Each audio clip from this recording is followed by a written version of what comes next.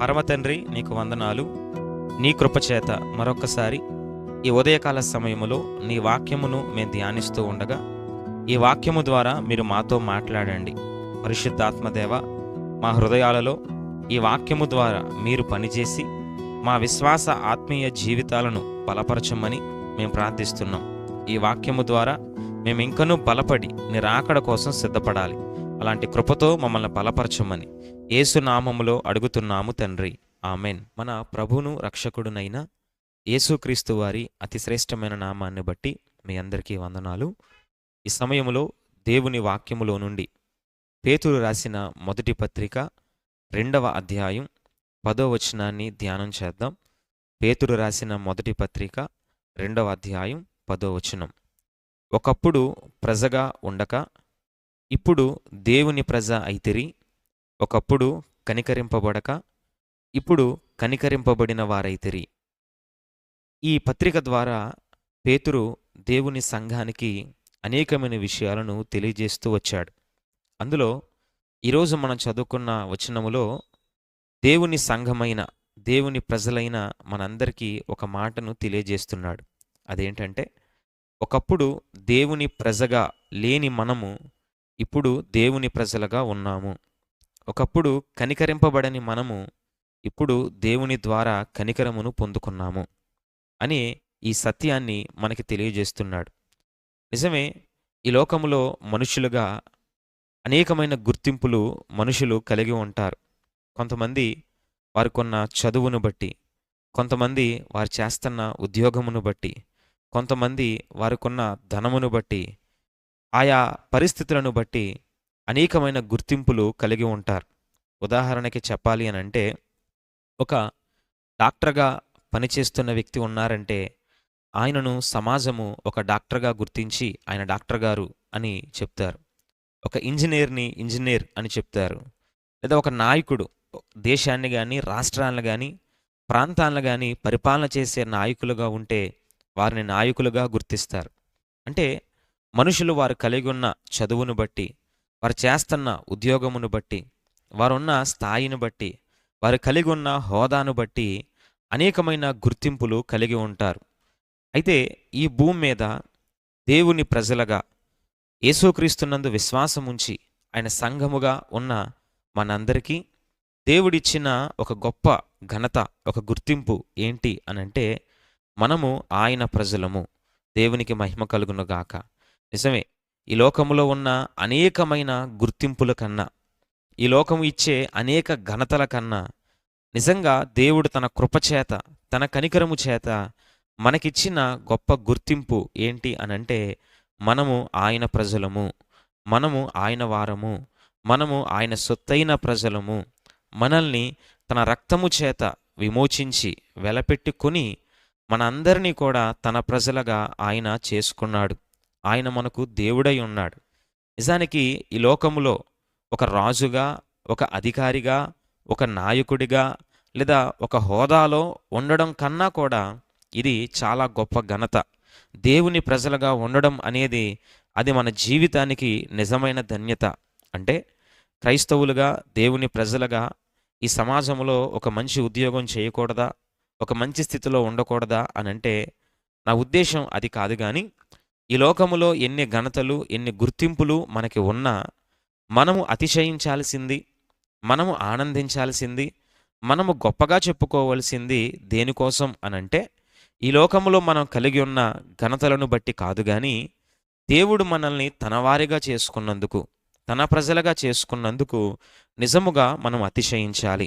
ఎందుకనంటే దేవుని వాక్యములో అపోస్తులుడైన పౌలు ఎఫెసీ సంఘానికి రాసిన పత్రికలో 2వ అధ్యాయములో మొదటి 3 వచనాల్లోనూ అలాగే 12వ వచనంలోనూ ఏమంటాడంటే, మనము మన పాపముల చేత, అపరాధముల చేత చచ్చిన స్థితిలో ఉన్నామని, స్వభావ సిద్ధముగా దేవుని ఉగ్రతకు పాత్రులుగా ఉన్నామని, క్రీస్తు లేనివారమని, పరదేశులమని, నిబంధన లేనివారని, దేవునికి దూరస్తులమని, ఇలా మన గత స్థితిని గురించి పౌలు అక్కడ మాట్లాడాడు.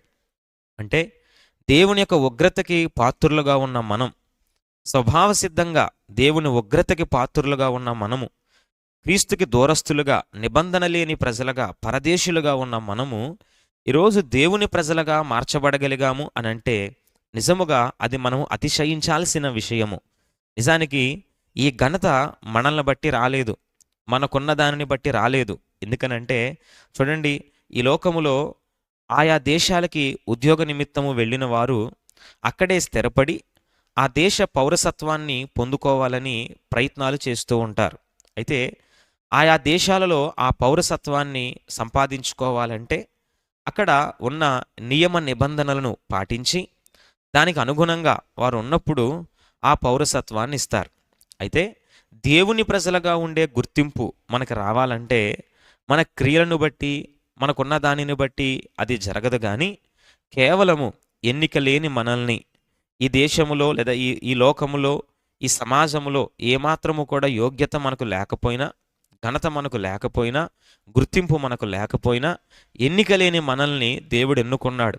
ఒకప్పుడు చీకటిలోను, పాపములోను, శాపములోను, మరణ బంధకాలలో పడి ఉన్న మనల్ని, ఆయన ఉగ్రతకి పాత్రులుగా ఉన్న మనల్ని తన కృపచేత తన ఆశ్చర్యకరమైన వెలుగులోనికి మనల్ని పిలుచుకున్నాడు. ఆయన తన కుమారుడైన యేసు ప్రభువారి యొక్క త్యాగమును బట్టి మనల్ని రక్షించుకొని తన వారిగా దేవుడు మార్చుకున్నారు. అందుకనే ఈ లోకములో ఏ దేశములో పౌరసత్వం అయినా వారికున్న విధానమును బట్టి వారు పొందుకోవచ్చేమో కానీ దేవుని ప్రజలుగా ఉండే గుర్తింపు మాత్రము కేవలము దేవుని కృప వల్ల మాత్రమే పొందుకోగలం. నిజముగా దేవుడు మనల్ని తన ప్రజలుగా చేసుకున్నందుకు ప్రతిదినము ఆయనను మనము స్తుతిస్తూ ఆయన కోసం బ్రతికే వారిగా ఉండాలి. ఎందుకనంటే ఇది మన క్రియల వలన కలిగినది కాదు, మనకున్న యోగ్యతలను బట్టి వచ్చింది కాదు.